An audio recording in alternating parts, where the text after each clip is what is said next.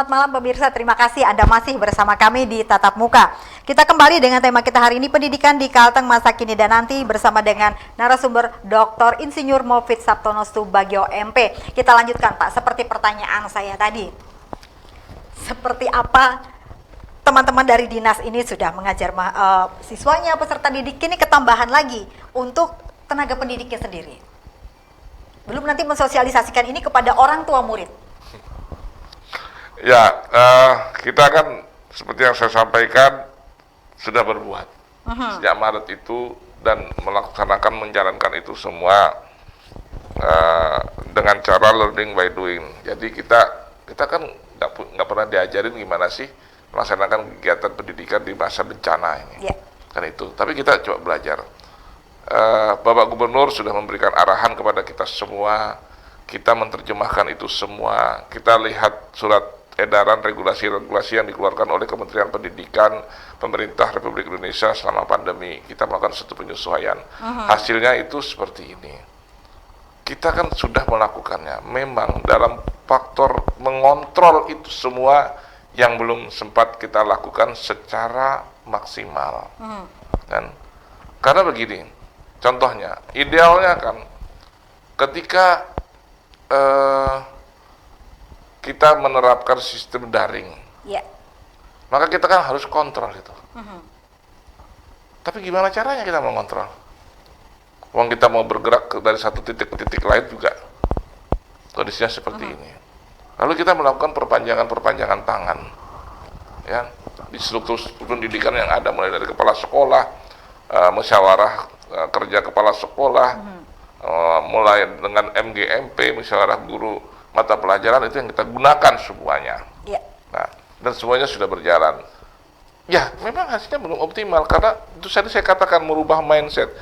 Sebenarnya ya, Mas Menteri itu sudah mengatakan setelah 2021 kita merdeka belajar. Merdeka belajar artinya bukan tidak belajar. Kita melakukan konsep-konsep yang sebenarnya pada saat COVID inilah yang kira-kira merdeka belajar itu nanti akan dilaksanakan. Gitu loh. Tidak pembelajaran yang hanya satu arah saja dari guru kepada murid. Nah, sehingga kenapa kemarin pada saat Hardiknas hashtagnya itu adalah belajar dari COVID-19. Sebenarnya alam itu sudah memberikan kesempatan kita untuk belajar lebih awal di untuk dunia pendidikan sebelum memasuki era belajar merdeka belajar. Ya seperti inilah kita nanti merdeka belajar itu sebenarnya tidak terbatas oleh ruangan dan waktu, gitu loh. Ini yang harus kita pahami bersama. Kemudian kurikulumnya Pak, kita bergeser sedikit ini ke kurikulumnya. Kurikulum itu kan sebenarnya suatu rancangan untuk menuntun. Kita tetap melaksanakan sebagaimana yang kita laksanakan sekarang, K13, kurikulum 13. Cuman model transfer dan model pelaksanaannya saja yang berbeda. Kan? Mau kita mengajar matematikanya ya tetap dengan menggunakan kurikulum 13. Dengan masa daring ini tetap kita mengajar matematika. Coba sekarang bayangkan ya, ketika misalnya COVID-19 tidak ada, kita masuk merdeka belajar, memaksimalkan menggunakan IT, kan kita tetap harus melakukannya itu semua.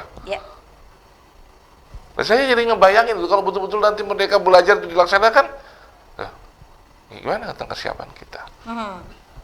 Inilah yang ini start awalnya untuk menuju ke sana. Ini start awalnya untuk belajar. Inilah yang harus kita pahami bersama.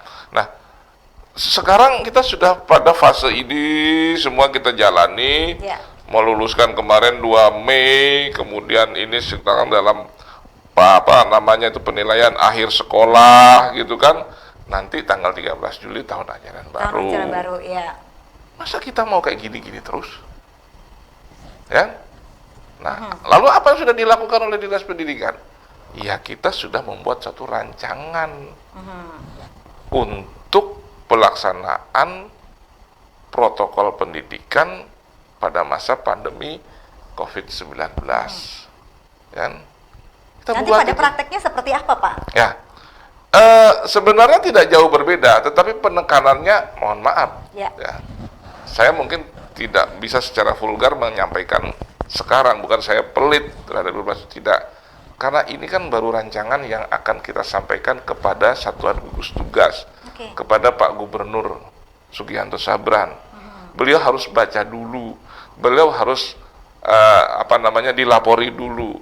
Nah, setelah itu, kan, beliau mendiskusikannya dengan kita dan beliau sepakat, beliau menandatangani, baru kita publish. Kalau hasil dari RDP kemarin sendiri dengan DPRD seperti apa, Pak?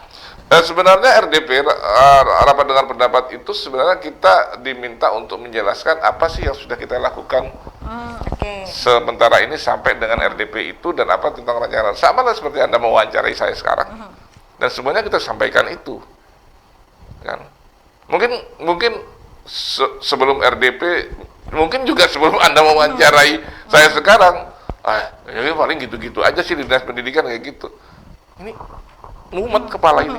Nah, programnya kira-kira nih Pak, kisi-kisinya seperti apa nih ke depannya? Ya, jadi begini, pada masa pandemi COVID-19 itu, kalau kita statusnya itu kan jelas tanggap darurat sampai sekarang belum dicabut.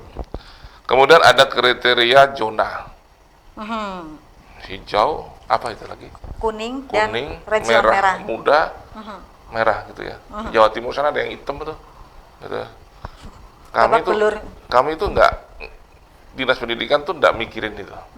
Mikirnya hijau dan non hijau gitu saja. Kan hijau dan non hijau. Hijau kita artikan di wilayah ini resistensi dan penyebaran COVID-19 sudah melandai. Lalu apa yang kita lakukan? Kita lakukan penyesuaian dalam kondisi seperti itu. Ada tuntunannya, ya. Edaran Sesjen Kemendikbud nomor 15 tahun 2019, kan? Ada semuanya situ. Isinya apa? 1 hari 4 jam. Social distancing, kan? Tidak mengutamakan kuantifikasi, mengedepankan karakter. Kan? Peserta didik dan guru tetap pada standar kondisi-kondisi yang bisa mencegah pandemi COVID-19. Kan? Jam kerja teman-teman guru ini berarti berkurang, Pak? Apakah tetap sama? Atau dibagi 2 shift seperti yang sudah diungkapkan di media-media? Ini kan acuannya dulu. Nah, ketika kita bicara 4 jam, waktunya sudah berkurang. Kan? Kemudian social distancing, ya sudah. Senin, Selasa, kan? Senin, Rebu, Jumat, kelas 11 dan kelas 12. Ada pembagian. Selasa, Rebu, kelas 10 dan kelas 12. Loh, kelas 12 kok masuk terus? Mereka ini kan nanti sebentar lagi akan dievaluasi akhir. Berapa lama COVID-19? Agustus selesai? Tidak ada yang bisa memastikan. Loh, kalau 12 juga banyak nganggurnya di rumah, Anda bisa. Itu? Hijau. Sedikit clear. Ya. Non hijau. Sudah. Stop dulu. Enggak. Tetap kita melakukan konsep daring saja. Dengan yang sekarang, pengawasan ketat. Guru-guru harus membuat konsep. Dia membuat rancangan pertemuan. Kepala sekolah mengawasi. Berapa lama? 4 jam. Kan? Setiap hari. Ya itu tadi. Senin, ada jeda. Rabu, Jumat, kelas 11 terus 12. Selasa, Rabu, kelas 10 dan 12. Tetap melakukan tatap muka. Yang jadi pertanyaan bukan saya, tatap muka, daring kalau yang non hijau. Gitu loh. Yang hijau Bisa tetap buka. Oke. Kan? Nah, yang menjadi pertanyaan selanjutnya, bagaimana meyakinkan orang tua dan juga siswa bahwa mereka zona hijau dan mereka merasa aman untuk belajar? Apa yang dilakukan, infrastruktur apa mungkin pendukungnya, instrumen apa pendukungnya di sekolah tersebut? Satu, saya sampaikan tadi 4 jam per sesi, Ya. itu kan sudah mengurangi potensi. Kemudian yang kedua, kita membuat social distancing dengan membagi shift itu iya. Ya. Kelas tidak lagi diisi 32 sampai 36 tapi 15 dan 18. 15 atau 16. Oke. 18, 15 sampai 18. Kemudian yang datang ya tetap harus dideteksi. Oke. Ini kita bicara hijau kan? Ya. Kan? Sekolah harus sediain termogan dong, harus sediain tempat Oke. cuci tangan dengan sabun sebagaimana dipesankan Pak Sugianto Sabran. Ya, tetap Kan? menggunakan masker juga. Iya, menggunakan masker. Gurunya mengajar dengan sarung, dengan glove, gitu kan. Kemudian diminimalkan tukar-tukaran alat tulis, begitu kan. Kemudian tidak ada istirahat. Istirahatnya di kelas saja. Siswa membawa bekal dari rumah. Jeda antar mata pelajaran digunakan waktu istirahat mungkin 5 menit untuk mengkonsumsi makanan di rumah. Di sekolah tidak ada kantin, tidak boleh ada orang berjualan di sekitar sekolah. Hijau. Ini sesuatu yang baru sekali ini. Biasanya kita melihat berbondong-bondong yang berjualan, anak-anak happy ketika berbelanja. Berarti pola hidup sehat, lifestyle-nya di sini. Sebenarnya nggak gitu juga sih, kita kan mengurangi supaya jangan orang bergerombol. Kalau di sana ada kantin, di sana ada orang berjualan, gimana kita? Masa Ini dalam mulai tahun ajaran baru ini 13 Juli. sudah dimulai hal Iya. seperti ini. Tapi kan kita belum tahu mana yang hijau di Kalimantan Tengah ini. Iya, karena masih sepertinya naga-naganya masih merah ini, Pak. Kemudian, Pak, apalagi yang kita persiapkan untuk menghadapi transisi ke new normal ini? Saya pikir kalau new normal itu di sektor pendidikan standar saja sih. Karena yang hadir di dunia pendidikan itu kan manusia sama dengan yang lainnya. Ya, alat perlengkapan diri yang dalam standar. Kita tetap standar kesehatan, kan? Membiasakan diri untuk cuci tangan, kan? Itu yang harus kita lakukan. Paling tidak selama 4 jam satu hari di sekolah, itulah yang harus kita lakukan.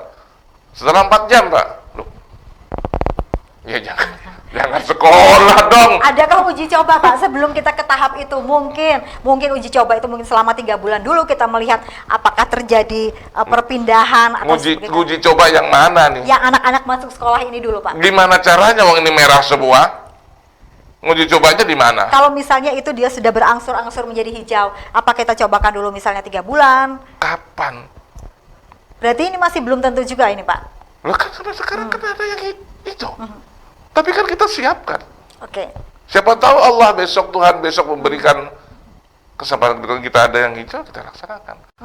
Tapi kalau begitu hijau kita tidak punya konsep, kita nggak punya arahan, kan cilaka kita. Kita sudah punya ini. Kalau kegiatan Udah jangan ngorek-ngorek terus, nanti Pak Gubernur belum baca sudah diidikan. sudah bocor duluan. Berarti promosi programnya Pak bagus, Pak. Gubernur, saya dulu dong yang ngomongkan dengan Pak Gubernur. Pak Gubernur pimpinan kita ya harus diberi kesempatan untuk Sosialisasinya lebih dahulu, Raspedia. ya cuma sosialisasi sama itu dulu gitu. Padahal, Pak, kalau menurut yang saya baca itu 30% keberhasilan dari sekolah itu salah satunya adalah tenaga pendidik. Kita mempersiapkan ini juga, tadi kan kita sudah berbicara untuk mempersiapkan anak-anak didiknya seperti ini. Guru-gurunya, Pak, mensosialisasikannya ini. Ya Kembali lagi ke guru. Sebenarnya guru itu kan manusia lebih. Ya.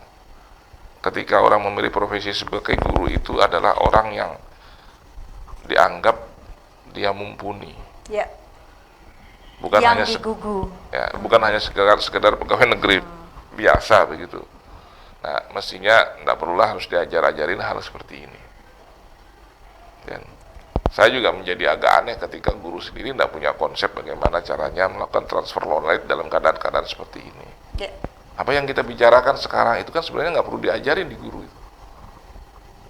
Dia punya naluri. Ya. Saya capek-capek datang ke studio sini ngapain sih? Karena saya kepala dinas pendidikan kan. Ya. Saya harus kasih tahu toh. Gitu loh. Kenapa kok harus begitu? Siapa lagi yang jelasin? Iya. Nggak capek Pak Mufid? Capek lah. Tapi ini bentuk pertanggungjawaban kita. Saya harapkan guru sosialisasi dan itu penyampaian yang harus dilakukan. Jadi ringankanlah, samalah seperti teman-teman di Dinas Kesehatan, para dokter sekarang yang sudah bersusah payah, Pak Sugianto sekarang yang sudah cukup banyak memperhatikan persoalan-persoalan kesehatan. Ringankanlah pekerjaan teman-teman dokter, perawat yang menangani COVID ini. Sebenarnya permintaannya kan sederhana saja, pola hidup bersih dan sehat seperti dikatakan Pak Sugianto Sabran. PHBS. Kan PHBS itu selalu menggunakan masker, sarung tangan, kan mencuci tangan dalam setiap kesempatan kegiatan, Jaga ganti jarak. baju sebanyak mungkin. Kapan perlu mandi itu jangan sehari 2 kali, kalau bisa 4 kali 4 kali, 5 kali 5 kali. Kan itu yang harus kita lakukan. Ya. Kita harus memulai itu semua. Kita ringankan tugas-tugas daripada tim-tim kesehatan itu. Udah sama. Kita sekarang punya guru, punya siswa, punya orang tua siswa. Ringankanlah tugas-tugas guru. Ringankanlah tugas-tugas dinas pendidikan. Ringankanlah tugas-tugas kepala sekolah. Orang tua bantu kita dong. Oke. Kalau dalam situasi normal, sekolah itu kan hanya 8 jam tempatnya. Ya. 16 jam itu di Di rumah. Jadi maaf, kalau ada anak pintar, sekolah sama guru tuh jangan GR. Kenapa? Dia hanya 1/3 bagian dalam satu hari Sekolah, itu. 2/3-nya di rumah. Sebagian juga sebaliknya, kalau ada anak nggak pintar, ya jangan salahkan sekolah dong. Gitu loh. Ya. Ini yang harus gitu kan, yang harus diingat. Artinya apa? Orang tua itu adalah guru kedua di rumah. Ya. Nah kalau seorang orang tuanya nggak peduli, nah gimana? Tahu mau contoh-contohnya banyak yang nggak peduli itu. Ya? Kemarin waktu 2 Mei, pengumuman kelulusan, di media ada sekelompok anak-anak pelajar diamankan karena coret-coret baju, sudah melanggar social distancing, kelakuannya seperti itu, menggunakan seragam sekolah. Kita ditelepon, semua sekolah ini kan mengumumkan kelulusan dengan cara online, dengan cara menggunakan media. Orang semua tahu, anak-anak keluar ke rumah dengan menggunakan seragam, orang tuanya kok diem aja, kok ditanyain anaknya kamu mau kemana? Langsung udah diumumkan gitu. Oh keluar hanya untuk mencoret-coret. Gimana ini? Itu bentuk loh, nggak peduli itu. Oke. Kasihan sekali, hanya pakai baju seragam hanya untuk keperluan coret-coret gitu loh. Karena ketidakpuasan ketika harus lulus melalui daring ini tadi. Oke. Pertanyaan selanjutnya Pak. Kalau menurut teman-teman sendiri, apakah ada perbedaan segi kelulusan anak sekarang dengan yang kemarin-kemarin sebelum kita bencana? Apakah mereka ini menjadi lebih tangguh anaknya karena mereka harus berpikir tentang kesehatannya sendiri, kemudian harus berpikir untuk belajar, atau ya flat-flat saja? Saya kan sudah bilang Pak, saya belum punya alat ukur untuk menyampaikan demikian. Faktanya kita harus mengakui bahwa kegiatan proses belajar mengajar kita terganggu dalam situasi COVID ini.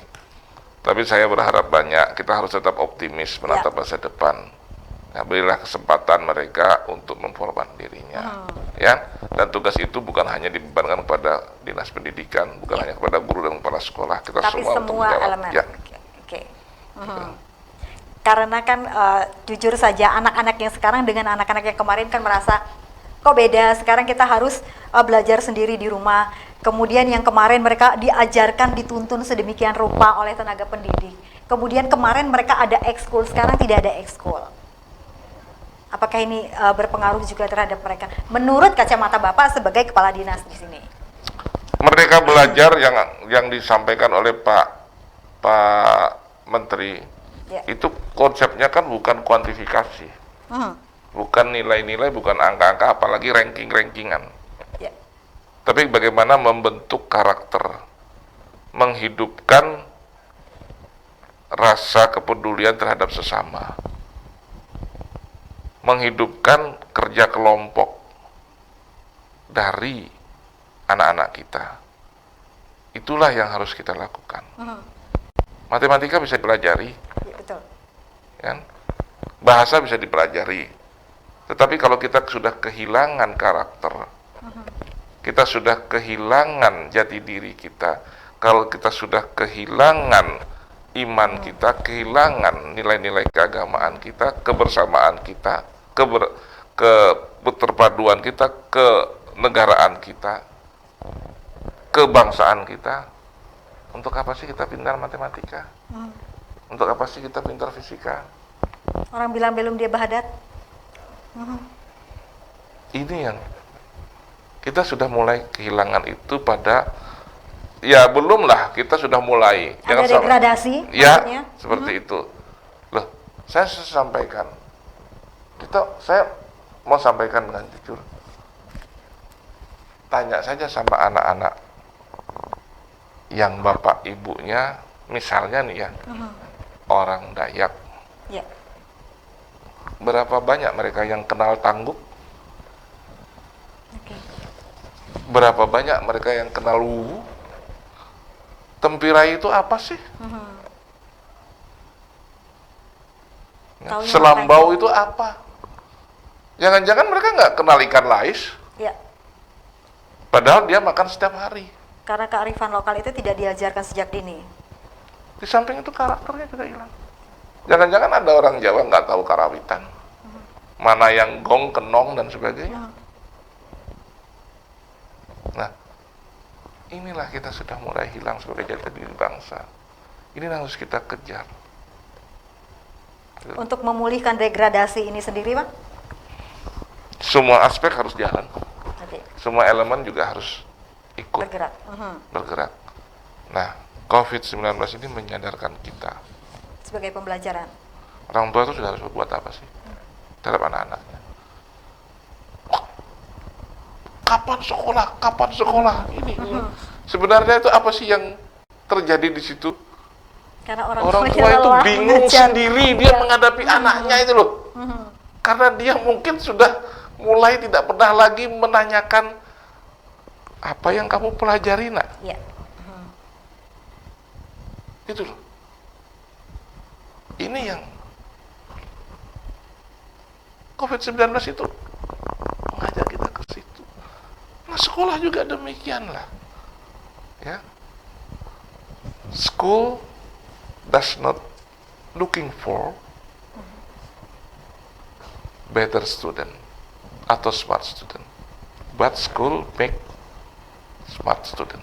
Sekolah itu bukan mencari orang pintar untuk masuk sekolahnya, tapi sekolah itu harus berupaya bagaimana caranya membuat orang itu pintar. Nah, kalau sudah seperti itu mindset guru, Kembali ke mindset lagi. gimana caranya kita mencari orang pintar itu banyak di sekolah kita. Lalu Dan itu masih banyak sampai sekarang itu, Pak. Seperti itu kasusnya. kan faktanya demikian. Orang berlomba-lomba mau masuk sekolah, yang Sekolah pintar-pintar favorit. masuk. Terakhir, Pak, untuk segi pendanaan, sedikit saja. Ketika UN itu tidak ada, dana itu dialihkan kemana? Kemudian, adakah penambahan dana selama kita masih COVID ini? Tahun berapa nih?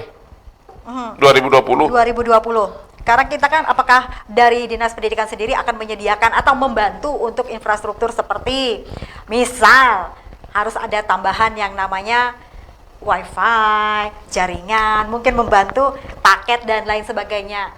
Karena saya tidak tahu, jadi saya membutuhkan penjelasan real dari Ya, Bapak. Dinas Kesehatan dan Dinas Pendidikan adalah Kesehatan dan Pendidikan adalah kementerian yang tidak diganggu dari sisi pendanaan Oke. dalam skala nasional. Dan surat edaran instruksi Presiden pun mengatakan demikian. Demikian juga Pak Sugianto melakukan hal tersebut kepada Dinas Pendidikan. Tidak ada anggaran yang direfocusing. Oke. Kan? Nah, semua guru-guru dipastikan tetap menerima gaji. Semua guru-guru kontrak dipastikan tetap menerima gaji.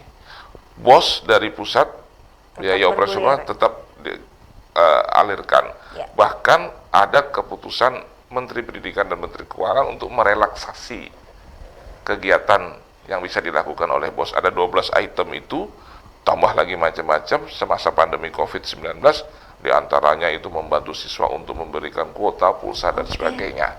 Kan?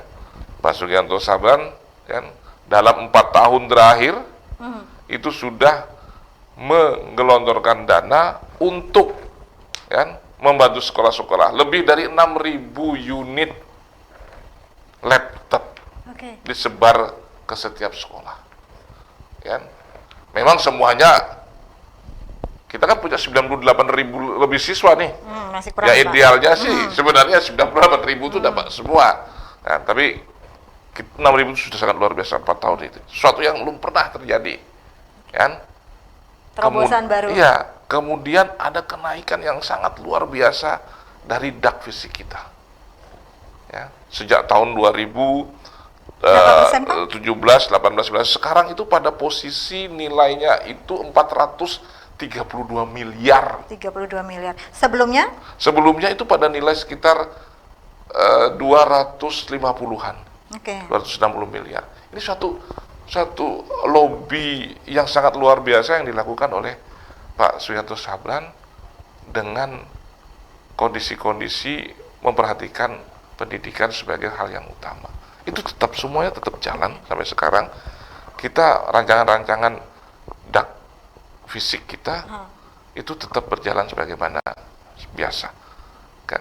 Nah, sekarang beliau selalu berupaya guru-guru yang harus menggunakan sarana transportasi air untuk datang ke sekolah, menyediakan klotok dan sebagainya, dan kita sedang berupaya untuk melengkapi itu semua.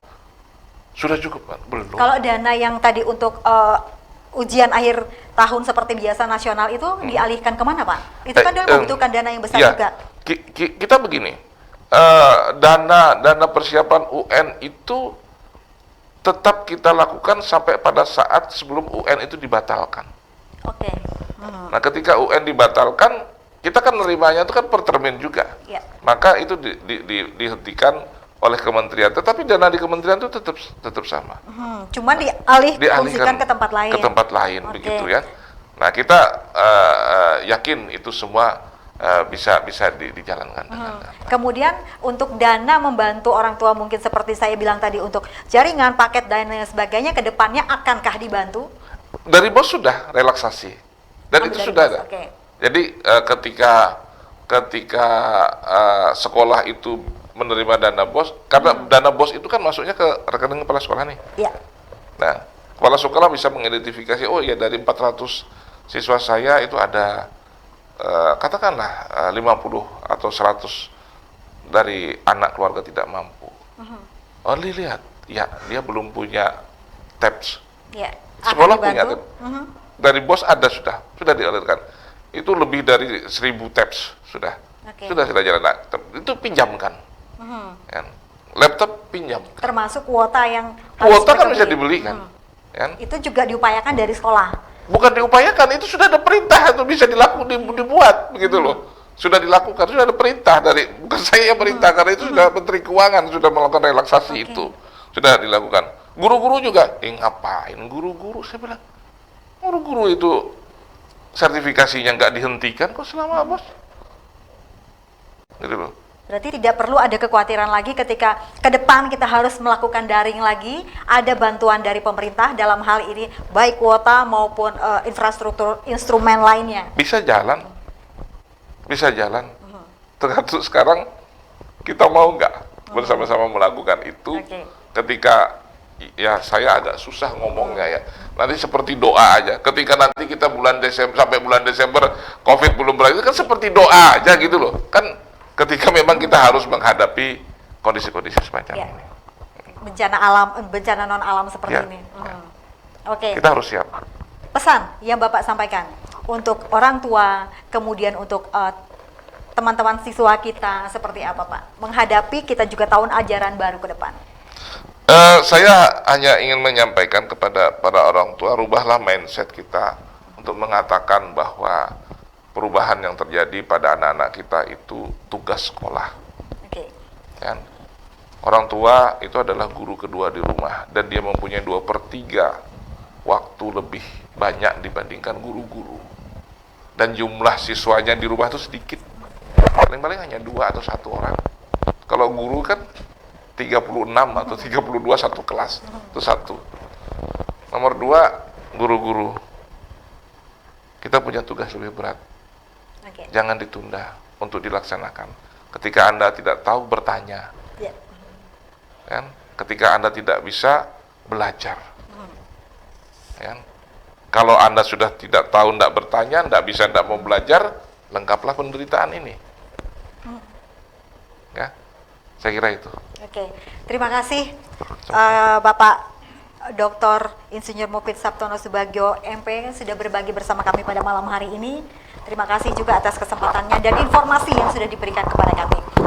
Pemirsa, demikianlah perbincangan kita pada malam hari ini. Sebagus apapun program yang sudah digulirkan oleh pemerintah, dalam hal ini Dinas Pendidikan, apabila kita tidak bahu-membahu untuk melaksanakannya, maka semua itu akan dihina. Kemudian di dalam dunia pendidikan tetap patuhi protokol kesehatan, baik tenaga pendidik, siswa didik, dan semua elemen di pendidikan. Terima kasih pemirsa, akhir kata saya Olivia Teja bersama teman-teman yang bertugas pada malam hari ini pamit undur diri dari hadapan Anda dan selamat malam.